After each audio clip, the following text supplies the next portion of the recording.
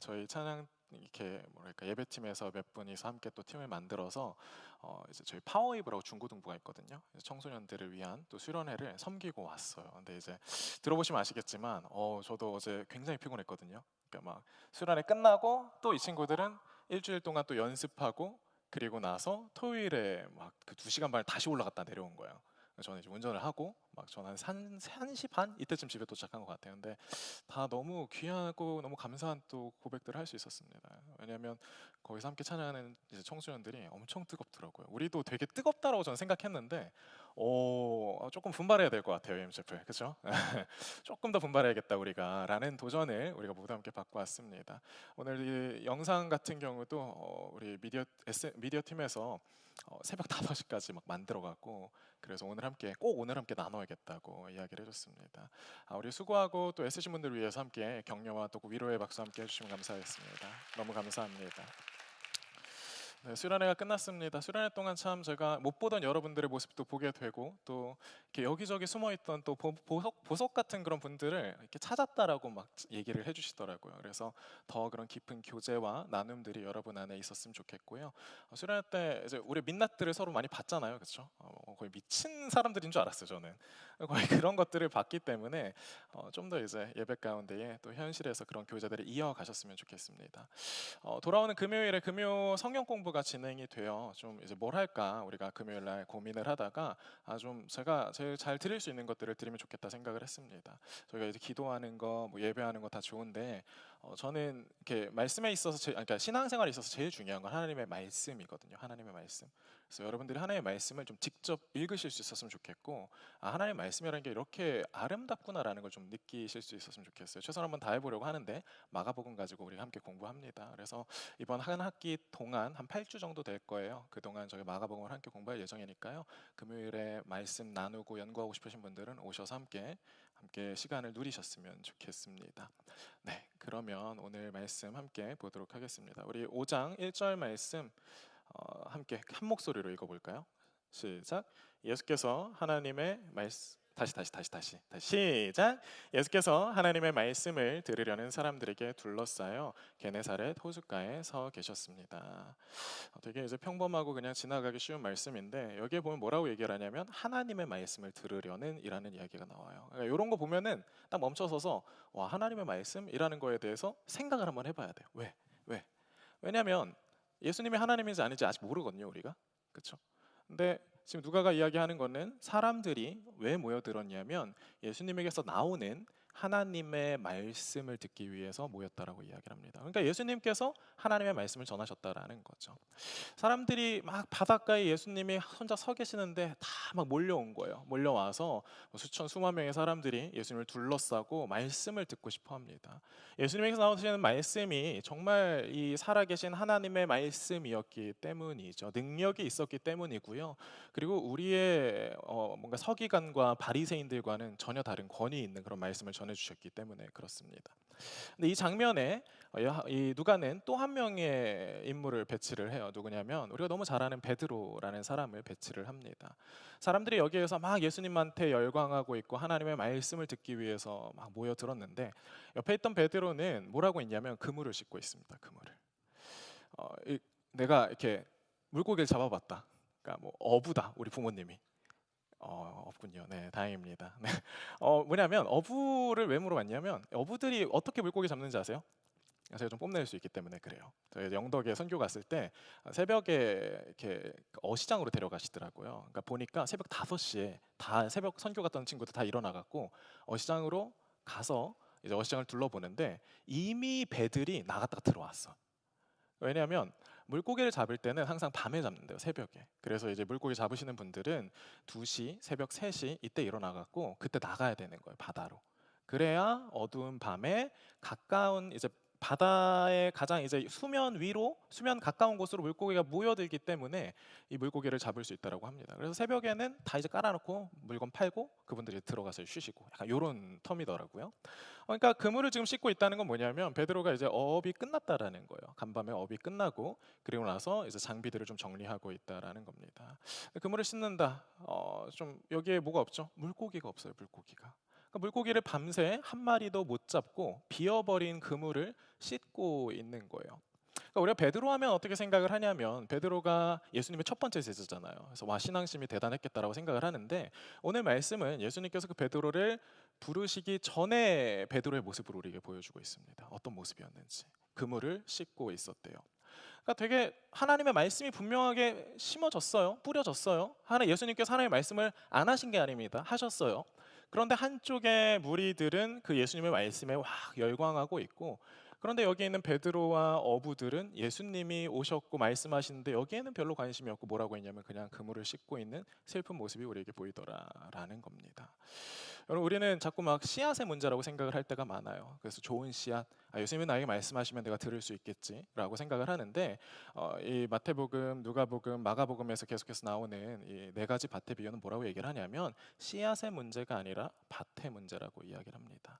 그 마음밭이 어떤 상태냐에 따라서 정말 하나님의 말씀이 전해져도 그 말씀을 캐치하는 사람이 있고, 하나님의 말씀이 전해져도 그 말씀이 뿌리 내리고 자라지 못하는 사람이 있더라라는 거예요. 오늘 예수님께서 오셔서 말씀하시는데 무리들은 예수님의 말씀에 열광을 합니다. 그런데 정작 우리가 잘 아는 베드로는 이 말씀에 관심이 없어요. 왜? 실패했기 때문에 그렇습니다. 자신의 일에 실패했기 때문에.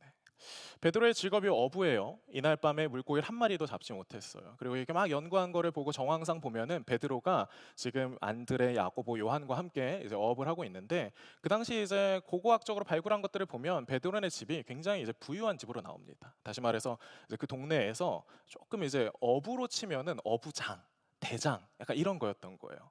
근데 내가 어부 대장이고 내가 이 동네에서는 쉽게 말해서 이렇게 물고기 잡는 일에 있어서는 나를 따라올 사람이 없는데, 어젯밤에 내가 그렇게 나가고 물고기 잡았는데 단 한 마리도 못 건진 그런 상황이 발생했더라라는 거죠. 여러분, 실패의 더 큰 어려움은 어디에 있냐면 이건 단순히 내가 먹고 살 돈을 못 벌었다, 오늘은 뭐 먹고 살지, 이런 문제가 아니에요. 베드로는 먹고 살 수 있는 돈은 많았어요. 문제는 뭐냐면 우리가 어떤 일에서 실패를 한다라는 게 내 존재의 가치를 흔들기 때문에 그래요. 내 존재의 가치를. 그렇죠? 여러분, 한번 생각을 해보면 우리가 시험을 봤을 때 시험을 잘 못 봤어요. 이 시험을 잘 못 봤을 때의 제일 큰 문제는 뭐예요? 내 미래가 어떻게 될까? 뭐 이런 것들도 있지만 수치스러움이죠. 그렇죠? 우리가 어떤 회사에 취직을 지원을 했어요. 어플라이를 했어요. 근데 안타깝지만 이번에 당신은 저희와 함께 할 수 없습니다라는 메일을 받았어요. 뭐죠? 이거는 그냥 내가 단순히 내 미래가 어떻게 될까라는 그런 고민들 물론 있지만, 그보다 더 깊은 곳엔 무엇이 있냐면 수치가 있습니다. 나는 인정받지 못하는 걸까? 나는 이 세상에서 존재할 가치가 없는 걸까? 나는 사람들이 나를 원하지 않는 걸까? 라는 실존의 위협이 우리 안에 다가오게 되더라라는 거죠. 더 좋은 학교로 진학할 수 있다라는 현실적인 이유가 있겠지만, 더 깊은 차원에서는 쓸모 없어진 그런 느낌. 취업을 하는데 거절당했다면 더 두려운 건 내가 세상에서 쓸모 있는 인간이 아닌가라는 느낌. 연애를 하다가 내가 부정당했어요. 헤어짐을 당했어요. 이별을 당했어요. 그럴 때 느끼는 건 나를 사랑해줄 사람이 아무도 없나라는 실존의 위협을 느낀다라는 겁니다. 여러분, 우리는 세상에서 쓸모 있어지기를 원합니다. 그렇죠? 그 누구도 나는 쓸모없는 사람이야라는 이야기를 듣고 싶어 하지 않아요. 내 자리가 있기를 바라고 세상이 나라는 사람을 반겨주기를 원합니다. 여러분, 나라는 주어에는 반드시 동사가 필요해요. 그렇죠? 우리가 문장을 구성하는 데는 반드시 주어와 동사가 필요한 것처럼 나라는 존재가 있으면 여기에는 반드시 동사가 필요합니다. 너는 뭐 하는 사람인데 항상 물어보잖아요. 그렇죠? 너 일은 뭐 하는데, 먹고 살기 위해서 뭐 하고 있는데 물어보는 이유가 그 사람의 일이 설명해 주기 때문에 그렇습니다. 그런데 내가 그 제일 자신 있는 일에서 실패한다면, 나는 노래 부르는 사람이야. 나는 프로그래밍 하는 사람이야. 라고 나를 소개하고 이야기했는데, 제일 자신 있는 그 일에서 내가 실패하고 있다면, 사실은 나를 원하는 사람이 없다라는 걸 깨닫는다면, 여러분, 그건 단순히 존재가 실패에 흔들리는 것이 아니라 존재 자체가 흔들리는 그런 느낌을 받습니다. 왜냐하면 우리가 어떤 동사로 살아가느냐가 굉장히 중요하기 때문에 그래요. 대낮에 사람들 앞에서 베드로의 실패가 까발려진 거예요. 그러니까 어플라이를 다 했는데 어플라이를 다 떨어졌다는 얘기를 난 아무한테도 얘기 안 했는데 학교 갔는데 모두가 알고 있어요. 모두가 알고 있어요. 막 제 막 꽁냥꽁냥하고 잘 사귀고 있었어요. 남자친구, 여자친구랑 막 잘 사귀고 있었는데 결혼할 것처럼 막 그러다가 헤어졌어. 근데 그 헤어진 걸 모두가 다 알고 있어. 여러분 되게 수치스럽지 않으세요? 그렇죠? 베드로가 지금 느끼고 있는 감정과 마음이 그거라는 거예요.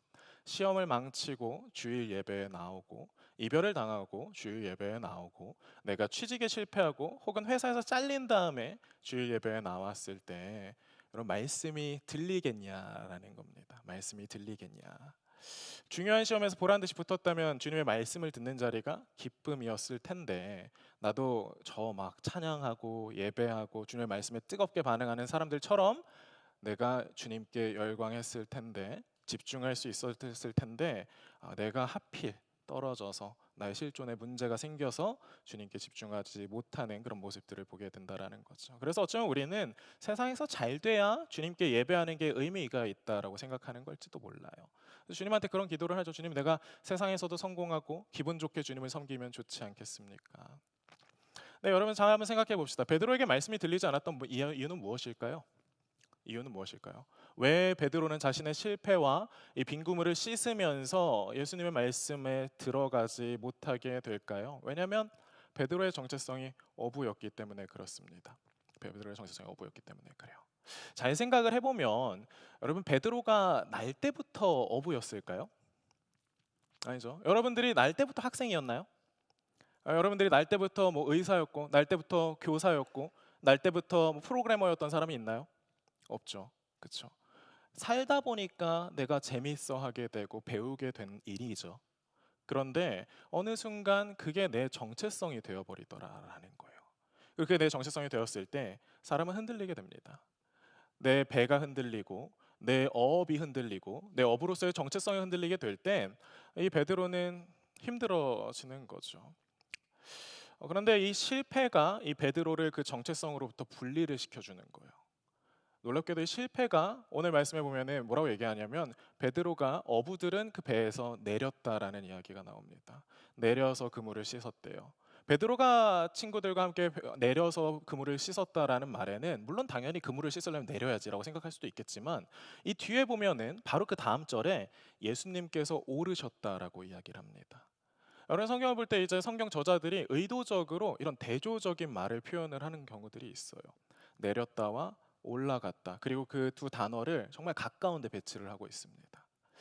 우리가 실패를 경험할 때 우리는 실패는 무조건 나쁜 거야, 안 좋은 거야라고 생각을 하게 될 때가 있어요. 그런데 여러분 그때 한번 깊게 한번 생각해 보실 필요가 있어요. 내가 왜 실패에 흔들리고 있지?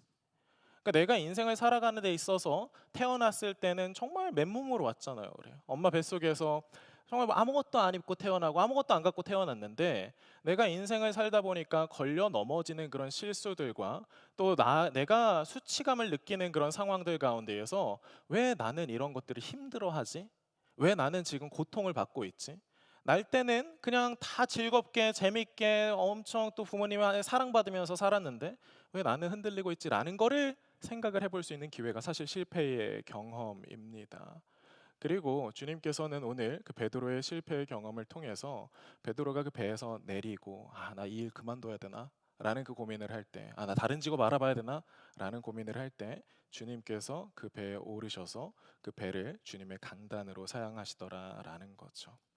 주님의 말씀이 전해집니다. 그리고 베드로는 옆에서 마찬가지로 뭐 듣는 둥 마는 둥 그러면서 주님께서 또 뭔가 말씀하시나 보다라고 생각을 했을 거예요. 그런데 그리고 나서 이제 예수님께서 설교를 마치신 다음에 베드로를 바라보십니다. 그리고 이렇게 말씀하시죠. 깊은 데로 가서 고기를 잡기 위해 그물을 내리라라고 말씀하십니다. 여러분 베드로 지금 뭐 하고 있었어요? 뭐 하고 있었죠? 그물을 씻고 있었잖아요. 그러니까 다 정리하고 이제 집에 가려고 그물을 씻고 있었고 아까 말한 것처럼 물고기는 언제 잡아야 되냐면 밤에 잡아야 돼요. 상식이에요. 밤에 나가서 불을 켜고 모여드는 물고기들을 건지는 게 어업의 상식입니다. 또 한 가지는 여러분 지금 이 베드로가 우리가 막 어부라고 하니까 약간 생소한 직업이잖아요, 그렇죠? 그래서 뭐 어부라고 하니까 뭐 잘 모르기도 하겠고, 그리고 그냥 뭐 그거는 누구나 할 수 있는 거 아닌가라고 생각을 하잖아요. 근데 이 갈릴리 호수에서 어부들의 대장이었다라는 건 좀 의미가 다릅니다. 전문가였다라는 거예요. 그러니까 그러니까 갈릴리 호수에 있어서는 지금 베드로만큼이 갈릴리 호수를 아는 사람도 없고 물고기를 잘 잡는 사람도 없었다라는 겁니다. 베드로가 이야기를 하죠. 선생님, 우리들이 밤이 새도록 수고하였으되 잡은 것이 없습니다라고 말합니다. 무슨 말이에요?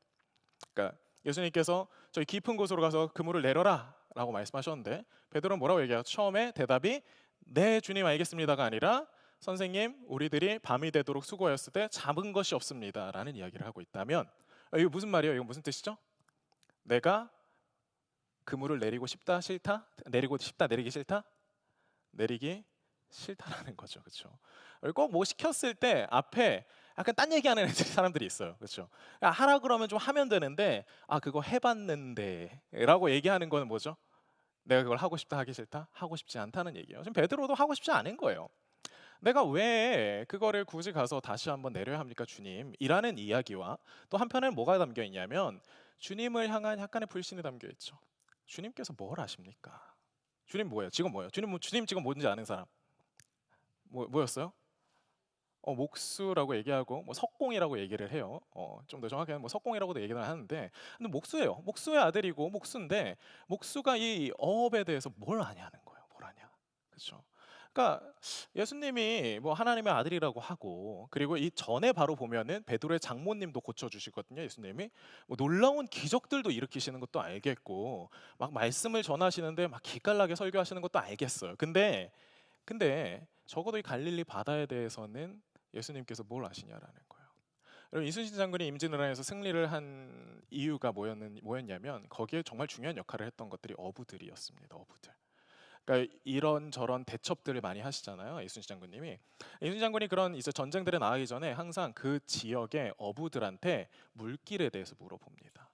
그러니까 우리의 눈에는 물길이 다 똑같고 그냥 그저 그렇고 뭐가 뭔지 모르겠죠. 근데 어부들은 그 물길이 어디로 지금 흐르고 있는지 그리고 몇 시가 되면 어떻게 바뀌게 되는지 그리고 그 지금 이 물길 상황 속에서 어떤 물고기가 어디에 있는지를 이 어부들은 정확하게 알고 있습니다.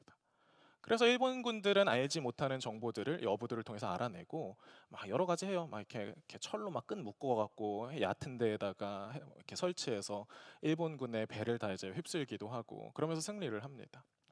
베드로가 다 알겠죠. 그런데 예수님께서 뭘 아시길래 나한테 지금 그 말씀을 하시냐라는 게 오늘 베드로가 우리가 밤에 이미 다 한번 해봤다라는데 그 의미가 담겨 있습니다. 여러분 근데 우리도 그렇지 않습니까? 그렇죠? 우리가 말씀을 나와서 읽고 예배 드리고 그리고 성경을 읽어요. 그런데 성경을 좀 의무로 읽고 계시지 않으세요? 그렇죠? 읽어야 되니까 읽고 성경을 읽는 게 크리스찬이라고 자꾸 목사님이 성경 안 읽으면 성도란 얘기 하지 말라라고 막 이야기하니까 그러니까 읽고 그럴 수 있는데 그렇죠? 내가 사는 세상은 좀 다른 것 같잖아요. 내가 사는 세상은 세상이고 성경이 하나님의 말씀이라는 거를 뭐 인정하지 않는 건 아니지만 근데 하나님이 지금 내가 공부하는 영역에 대해서 뭘 아시겠냐라는 거예요. 그렇죠? 내가 이번 주에 내일 당장 시험이 있는데 그 시험에 대해서 하나님이 대체 뭘 해줄 수 있겠냐라는 겁니다.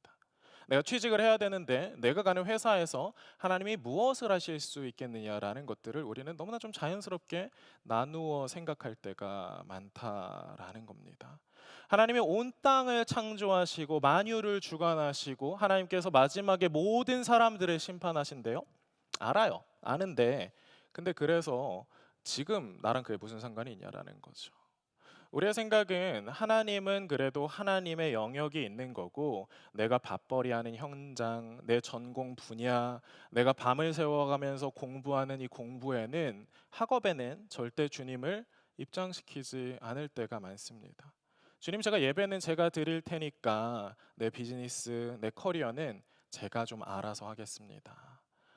목수이신 예수님께서 이 갈릴리 바다의 해류에 대해서 뭘 아시겠습니까? 좀 그래도 있어 보이는 분이니까 제가 말씀은 좀 들어는 드리는데 듣는 척은 좀 해드리는데 근데 주님 이 일은 제가 주님보다 조금 더 잘 아는 것 같습니다라고 우리가 이야기를 할 때가 많다라는 거죠. 이게 그물을 씻으면서 예수님의 명령을 속으로 좀 비웃고 있던 베드로의 마음이자 오늘날 철저하게 내 삶의 영역을 쪼개어서 주님을 밀어내는 우리의 교만이지 않습니까? 우리가 주님을 알아요. 모르는 게 아니에요. 말했던 것처럼 4장 마지막에 이 바로 직전의 이야기 보면 예수님께서 베드로의 장모를 고쳐 주십니다. 옆에서 예수님을 만나서 정말 놀라운 일을 겪은 사람이 있대. 알아요. 믿어요. 우리 엄마 아빠가 하나님의 말씀은 진짜래. 믿어요. 내가 교회 갔는데 진짜 성경 보니까 약간 뭔가 있는 것 같기는 해. 예수님 정말 살아 계신 것 같긴 해. 난 예수님을 믿어. 라고 우리는 말로 이야기하지만 여러분, 하나님을 아는 것과 예수를 아는 것과 그리고 예수를 믿는 것은 조금 다른 영역입니다. 우리는 예수님을 알 수 있어요. 우리는 예수님을 배울 수도 있습니다. 누구에서 들을 수도 있어요. 그런데 그 예수님을 내가 철저하게 의지하고 따라가는 건 굉장히 다른 이야기라는 거예요. 베드로는 지금 예수님을 알고는 있었지만 그 예수님을 믿고 있지는 못하고 있는 거죠. 그런데 이 베드로가요, 그럼에도 불구하고 주님의 제자가 될 수 있었던 데에는 다음 말이 굉장히 중요합니다. 우리 함께 말씀 같이 읽어볼 텐데요. 우리 5장 5절 우리 함께 읽어보도록 하겠습니다. 우리 한 목소리로, 우리의 목소리를 함께 읽어봅시다. 시작. 시몬이 대답했습니다. 선생님, 저희가 밤새도록 애썼지만 아무것도 잡지 못했습니다. 그러나 선생님의 말씀대로 제가 그물을 내려 보겠습니다. 뭐라고 얘기를 하죠? 선생님, 우리들이 밤새도록 수고했으되 잡은 것이 없습니다 라는 거는 제가 말씀드린 것처럼 의심과 또 불만과 그리고 하기 싫다라는 이야기잖아요. 그런데 그 다음 말이 중요합니다. 그런데 말씀에 의지하여 내가 그물을 내리리이다라고 이야기를 합니다. 말씀에 의지하여. 우리가 신앙생활을 하면서 잘 이해가 안 되는 것들이 있어요. 그리고 우리는 뭐라고 얘기하냐면 완전히 내가 이해가 되고 내가 납득이 되면 내가 주님을 따라가겠다라고 생각을 합니다. 여러분, 그런 내 계산과 생각 안에서 예수님을 움직이려고 하면, 하나님의 말씀에 내가 이렇게 반응하려고 하면 아무것도 일어나지 않습니다. 내 자신의 경험과 전문성으로 이미 판단이 끝난 세계에 세팅을 먼저 다 해놓고 그 안에 주님께서 여기에서 이제 이렇게 작동하시면 됩니다라고 이야기를 한다면, 그렇게 들어오신 주님의 말씀은 하나님의 말씀이 아니라는 거죠. 그렇죠? 내가 짜놓은 그런 설계도 안에 주님께서 일하는 그냥 일꾼으로 기능하고 계시는 거예요. 우리가 그렇기 때문에 주님의 말씀 가운데 순종하는 걸 되게 어려워합니다. 그렇죠? 나는 주님이 말씀하시는데 그게 내 경험과 판단과 생각과 그리고 내가 배운 바, 내가 바라보고 있는 세상의 관점에서 봤을 때는 말이 안 되는 것 같아요. 자꾸 용서하래. 근데 아무리 생각해도 내가 지금까지 유튜브로 들은 것들이랑 내가 생각하고 내가 주변 사람들한테 들은 이야기, 그리고 내가 실제로 겪으면서 내가 쌓아온 경험에 따르면 그래서는 내가 인생 가운데 호구가 되는 걸 면치 못할 것 같아요 라고 우리는 생각을 한다라는 겁니다. 그런데 베드로의 놀라운 점은 뭐냐면 이걸 인정한 게 아니에요. 예수님에 대해서 인정한 게 아니에요. 그런데 예수님이 말씀하셨다면 나는 잘 모르겠지만 내가 다시 한번 내가 그물을 내려보겠습니다 라는 데에 베드로의 놀라운 그 신앙의 고백이 있다라는 겁니다. 말씀을 따라서 깊은 곳으로 가서 베드로가 정말 그물을 내립니다. 그리고 베드로의 정말 상식을 산산조각 내는 그런 일들이 벌어지게 돼요. 그물이 어떻게 됐다고요? 찢어질 듯이 고기가 걸려 올라옵니다.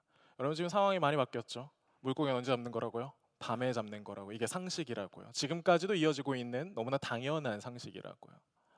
그런데 이제 이미 낮이 됐습니다. 물고기는 얕은 물에서 잡아야 돼요. 근데 주님 뭐라고 말씀하시냐면 깊은 곳으로 가서 그물을 내리라라고 말씀을 하셔요. 그래서 최고의 전문성을 갖고 있는 이 베드로에게는 말도 안 되는 일이죠. 그런데 베드로는 말씀하셨으니 말씀에 의지해서 제가 한번 해보겠습니다라고 하고 가서 그물을 내립니다. 그리고 어떤 일이 벌어지냐면 정말 그 그물 한가득 물고기가 잡혀 올라오기 시작을 하고요. 보면은 찢어질 것 같아서 베드로가 저기에 있는 야고보와 요한의 배에 소리치면서 야, 우리 좀 도와줘라고 이야기를 해서 야고보와 요한이 와서 그물을 내리고 같이 이 물고기들을 잡는 광경이 벌어집니다. 성경은 이야기합니다. 이 두 배가 다 가라앉을 뻔했다고. 여러분, 두 배가 물에 잠길 지경이 됐다는 이 장면이 세상적인 대박이나 초대형 만선, 와 하나님께서 역시 일하셨다 라고 생각을 하기 쉽지만 여러분 히브리어로 이 영광이라는 뜻이 뭔지 아세요? 그리고 헬라어로 이제 독사라고 영광을 표현을 하는데 이 의미가 무엇이냐면 무게입니다. 무게. 무겁다라는 뜻이에요. 그러니까 우리가 주님의 일하심을 구하고 주님의 도우심을 구할 수 있어요. 그런데 여러분 우리가 우리의 필드에서 우리의 학교 생활에서 우리의 뭐 연애 관계나 친구 관계에서 주님께 내가 구하고자 하는 것들 주님 해결해 주실 수 있을까요? 없을까요? 주님은 그거 해결해 주실 수 있어요. 그렇죠? 베드로가 그물을 쳤을 때 주님 내가 이 그물 친 거 여기에 조금 몇 마리라도 좀 주시면 좋을 텐데 왜 그거 안 주십니까? 주님 주실 수 있어요? 없어요? 주실 수 있습니다. 그런데 주님께서 이것들을 안 주시는 이유를 한번 우리가 깊이 한번 생각해 봐야 돼요. 왜 안 주실까?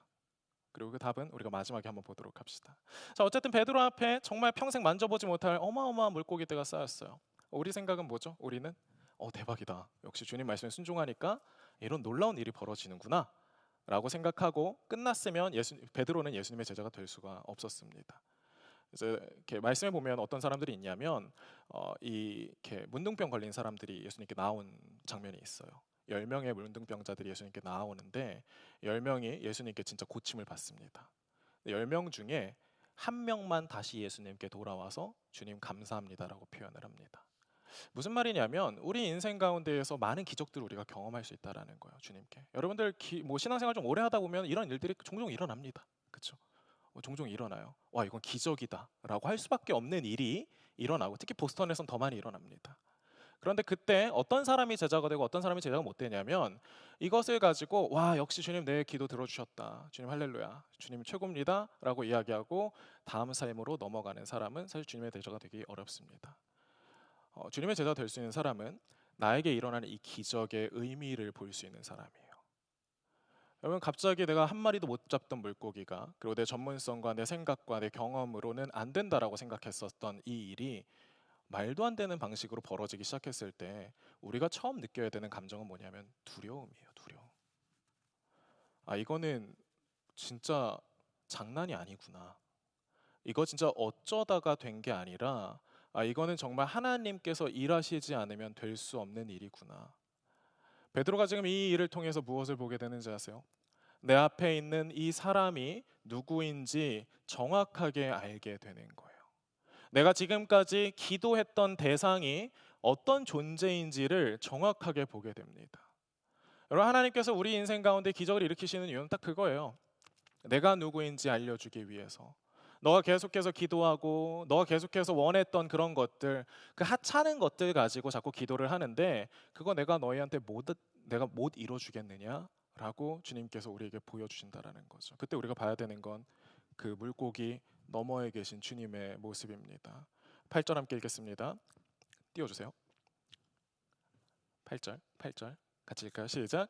시몬 베드로가 이 광경을 보고 예수의 무릎 앞에 엎드려 말했습니다. 주여 제게서 떠나십시오. 저는 죄인입니다.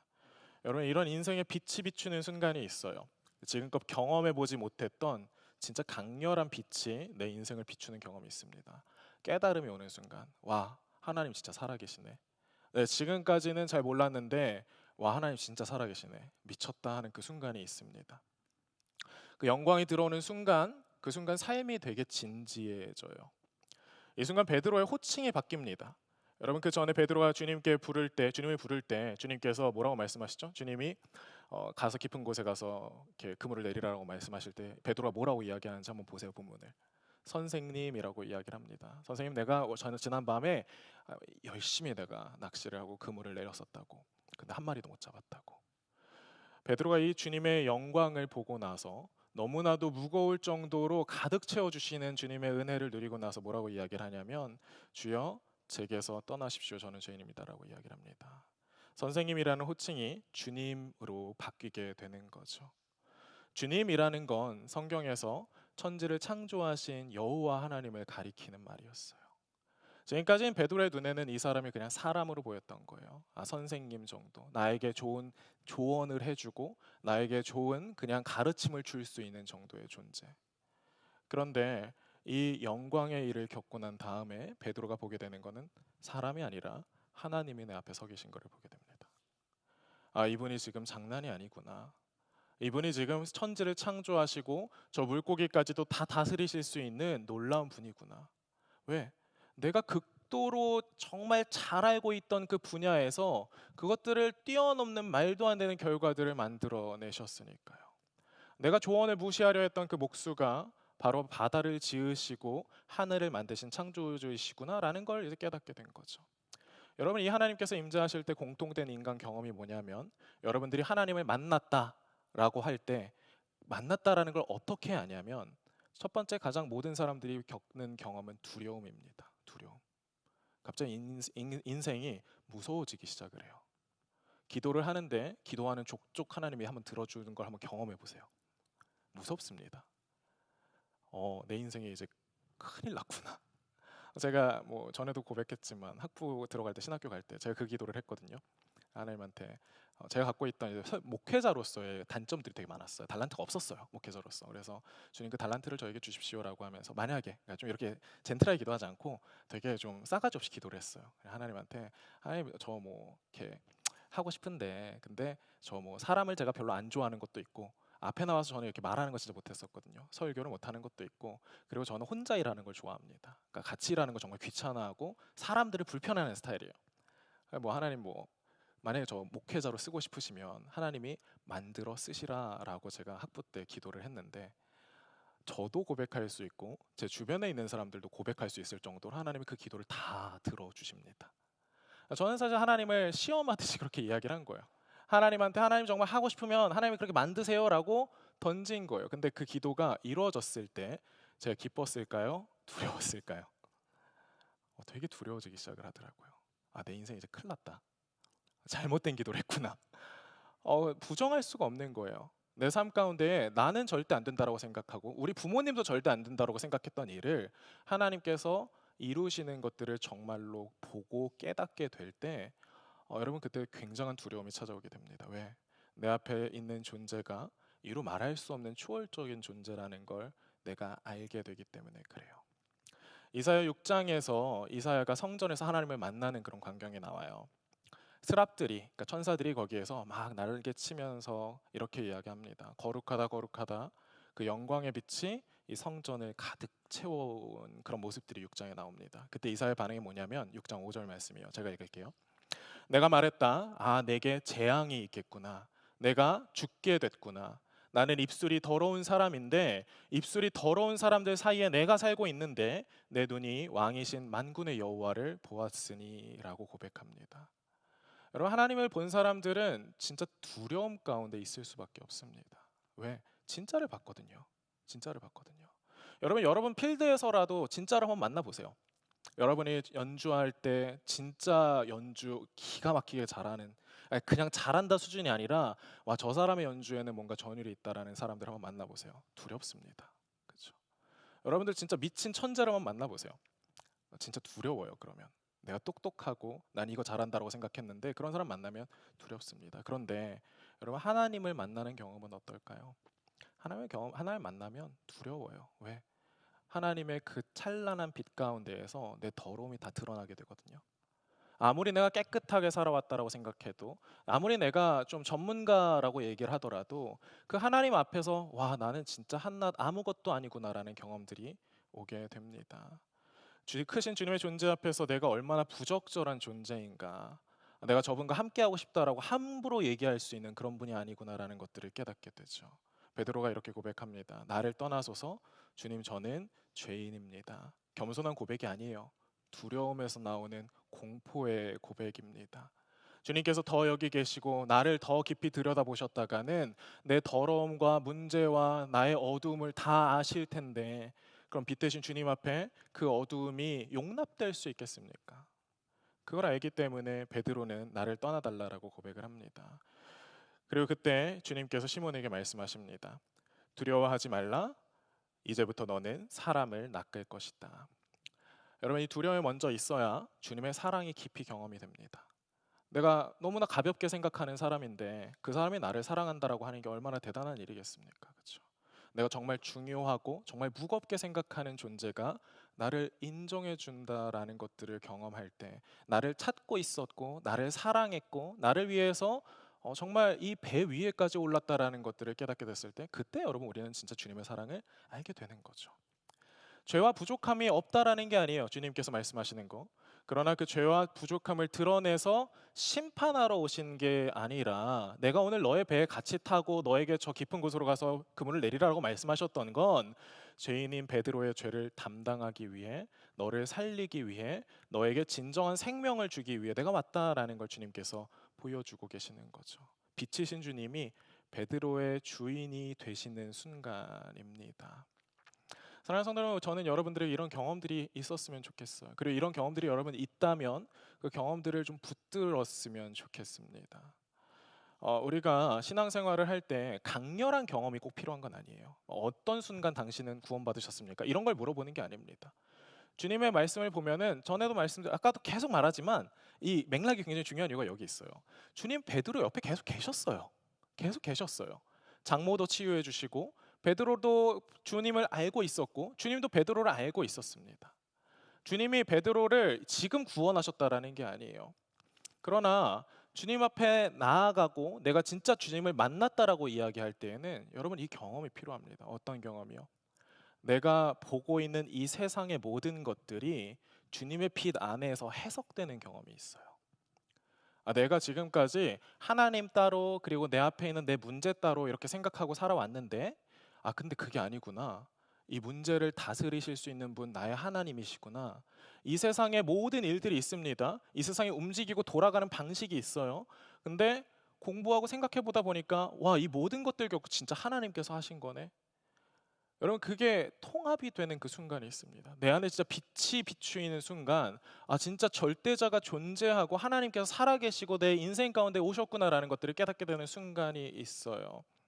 가볍게 생각하던 주님이, 내가 그냥 너무나 가볍게 생각하던 주일에만 와서 예배드리고 주님을 찾던 그 주님이 내 주인이 되시는 순간이 있습니다. 여러분 그때 주님께서 나의 주인이 되시고, 그때 나는 제자로서의 삶을 살아갈 수가 있게 되는 거예요. 그리고 그 경험은 내가 나의 배를 꽉 쥐고 있으면 절대 할 수 없는 경험입니다. 내 인생 계획대로 다 되고 있어. 내 인생 역시 내가 원하는 대로 다 되고 있어. 여러분 그 상황에서는 주님께서 그 삶에 들어오실 틈이 없습니다. 베드로는 참 자신만만한 인물이었어요. 계속 보면은 엄청난 자신감과 열정으로 가득 찬 사람이었습니다. 주님께서 역사하실 틈이 없었던 거죠. 그런데 언제 어떻게 역사하십니까? 베드로의 실패 가운데에 자신의 정체성에 대해 고민할 때 주님께서 베드로의 인생에 들어오시고 베드로의 인생의 빛을 비추십니다. 캐나다의 이제 시인이자 가수 또 작가인 레너드 코엔이라는 사람은 이런 가사를 써요. 완벽한 재물을 바치려 하지 마라. 모든 것에는 갈라진 틈이 있다. 빛은 바로 그 틈으로 들어온다라고 그런 노래 가사를 씁니다. 우리가 주님께 바치려고 하는 것들이 참 많을 때가 있어요. 그렇죠? 주님께 대단한 것들을 해드리려고 할 때가 참 많습니다. 그런데 주님께 그 나의 것들 가지고 주님 이거 최고입니다. 받아주세요라고 얘기할 때는 주님께서 그 틈으로 들어오실 수 있는 그 틈이 없습니다. 빛은 완벽한 곳으로 들어오지 않습니다. 갈라진 틈으로 들어옵니다. 그러니까 내 경험이 정답이라고 믿었던 그 오만함이 깨어지는 그 틈으로, 절대적인 거룩함 앞에서 나는 죄인입니다라고 자아가 찢어지는 그 틈으로만 여러분 구원의 빛이 들어옵니다. 제가 이렇게 금요일날 말씀 배우자 그리고 설교할 때 어쨌든 이거 가지고 여러분들에 전달하고 싶어하는 이유는 그냥 그거예요. 제가 사진 이야기하고 러닝 이야기하고 커피 얘기하고 여러 가지 이야기 다 하잖아요. 그 이야기하는 이유는 내가 그런 걸 한다, 할 줄 안다 이런 이야기가 아니라 저는 정말로 그 모든 영역들에서 하나님의 빛이 그 모든 영역들을 다스리고 있는 것들을 발견하게 돼요. 내가 믿고 있는 하나님이 이 세상 만물을 다 다스리고 계시는구나. 나는 내가 커피하는 건 하나님이랑 별 관계없는 일이라고 생각했는데 하나님 이거 하나님의 일이네. 여러분 그때 우리의 모든 것들이 바뀌게 됩니다. 예수님께서 두려워하지 마라 너는 사람을 낚을 것이다 라고 말씀을 하셔요. 여기서 낚으리라라고 쓰여진 이 헬라어는 조그레오라는 그런 단어를 쓰고 있습니다. 뭐냐면 산채로 잡다라는 거예요. 이전에도 낚다라는 표현이 많이 나오는데 그 단어랑 이 단어랑 좀 다른 단어예요. 조그레오는 산채로 잡다. 여러분, 물고기를 잡으면 죽습니다. 근데 사람을 낚으면 살아요. 그러니까 베드로의 기술을 활용했다기보다는 하나님께서 베드로의 세계관을 뒤집고 계시는 거예요. 무언가를 죽여야만 내가 살 수 있었던 갈릴리의 생존 법칙에서 나를 희생해서 남을 살려내는 하나님 나라의 제자로 그 존재를 완전히 바꿔가시는 거죠. 나중에 보면 예수님께서 이 베드로의 배를 타고 다니십니다. 근데 배의 목적이 완전히 바뀌었죠. 뭐죠? 베드로 한 사람, 베드로의 가족 하나 먹여 살리던 배에서 이 배가 예수님의 발이 되어서 복음을 전하는 도구가 됩니다. 여러분, 여러분들의 직업이 뭐 바뀌어서 목회를 해야 된다, 이 말씀이 들어왔을 때 다 버리고 여러분들 뭐 사역자로 나가야 된다, 그런 얘기하는 게 아니에요. 저는 여러분들의 직업의 내용이 바뀌었으면 좋겠습니다. 직업의 목적어가 바뀌었으면 좋겠어요. 여러분들의 동사는 그대로일 수 있어요. 낚다, 낚을 것이다. 그런데 무엇을 낚을 것이냐? 여러분, 사람을 낚았으면 좋겠고, 여러분들의 일을 통해서 사람을 살렸으면 좋겠습니다. 그리고 그것은 여러분들이 이 하나님의 빛을 발견할 때만, 인정할 때만 가능해요. 기독교에 대해서 이렇게 생각하는 사람들이 많아요. 자신의 행복을 갈망하고 간절히 누리고 싶어하는 거. 내가 막 행복해야 돼.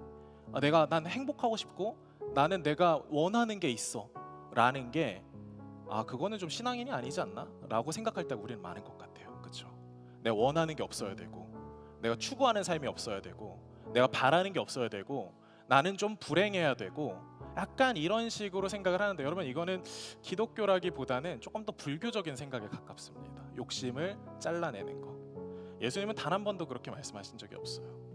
예수님은 우리에게 욕망을 멈추라라고 말씀하시지 않고 욕망의 대상을 바꾸라라고 말씀을 하십니다. 욕망의 대상을 바꾸는 거예요, 기독교는.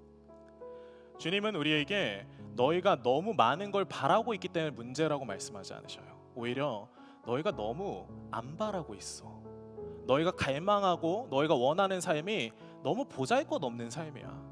아무것도 아닌 거 말고 난 너희가 더 큰 걸 바라고, 더 큰 걸 욕망하고, 더 큰 걸 기대하는 삶이었으면 좋겠다라고 주님은 말씀하고 계시는 거예요. 우리는 너무 쉽게 만족합니다. 주님, 그냥 오늘 내 빈 그물 하나, 여기에 물고기 몇 마리 좀 던져주세요. 그거면 저는 됩니다. 이유가 여러 가지 있겠죠. 가장 큰 이유는 내가 생각하는 한계 때문일 거예요. 내가 생각했을 때는 이거 이상 더 대단한 걸 나는 할 수 없을 거라고 생각하기 때문에. 이만큼 하면 됐지. 주님, 그러니까 요만큼만 채워주세요. 여러분, 주님께서 우리에게 주고자 하시는 건 그게 아니라니까요. 주님은 물고기 원하시면 그물을 찢어버릴 만큼 많은 물고기를 우리에게 주실 수 있습니다.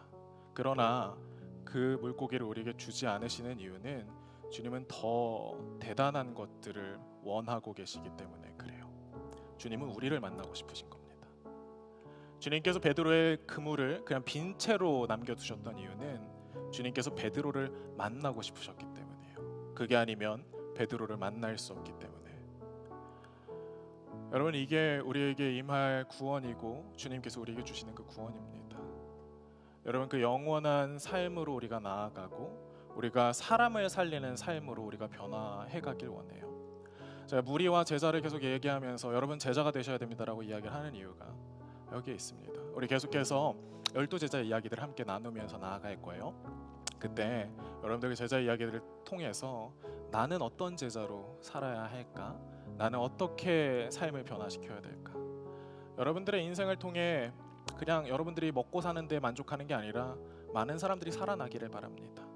우리 함께 일어나셔서 함께 찬양하시겠습니다.